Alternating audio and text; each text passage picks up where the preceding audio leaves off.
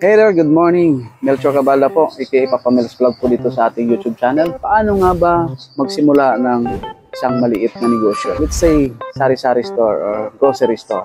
So ito po ang 4 na hakbang na kailangan mong gawin para makapagsimula ka ng iyong negosyo. Let's go guys. Unang gagawin, siyempre, i-secure po ninyo ang business name ng inyong negosyo. So let's say, ang ginagawa ng iba ay nilalagay ang kanilang apelyido.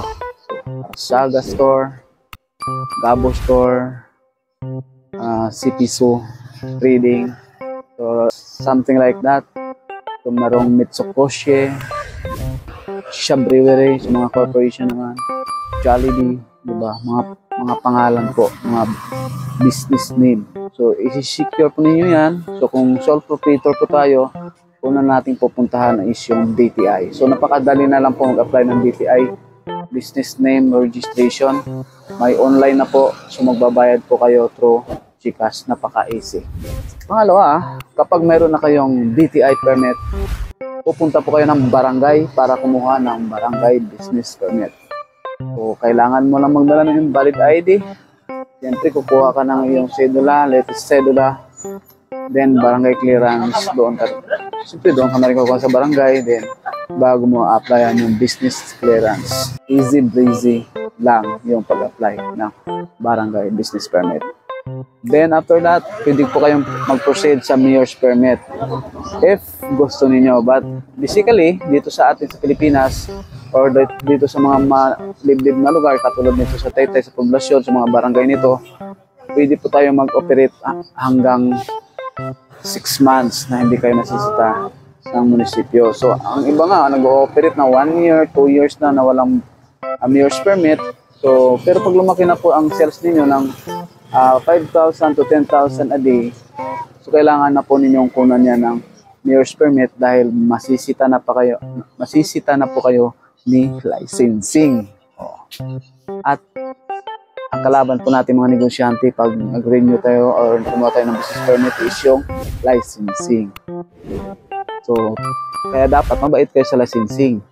Pag nagbenta sa inyo ng fire extinguisher,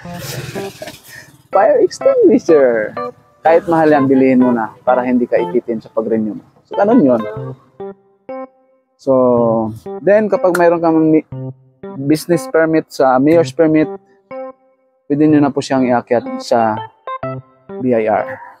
Kumuha kayo ng BIR registration. Since initial registration po natin, so doon po tayo sa non-VAT babagsak. So ang tandaan po natin na ang non-VAT ay kinocompute po ang pagbabayad natin ng buwis doon sa ating gross.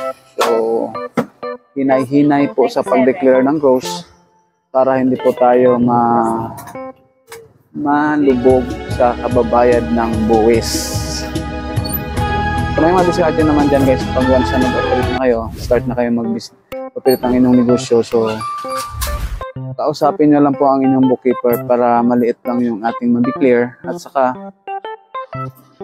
bahala na sila maghimay niyan para maliit lang yung babayaran nating quarterly percentage tax. At saka eventually, magiging maliit ang ating annual income tax.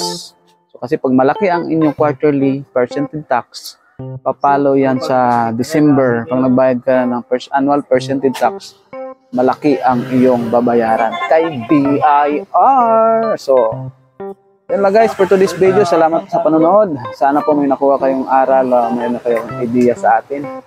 So, baliin po ninyong mag-subscribe sa ating YouTube channel para maging updated kayo sa mga videos na i-upload natin.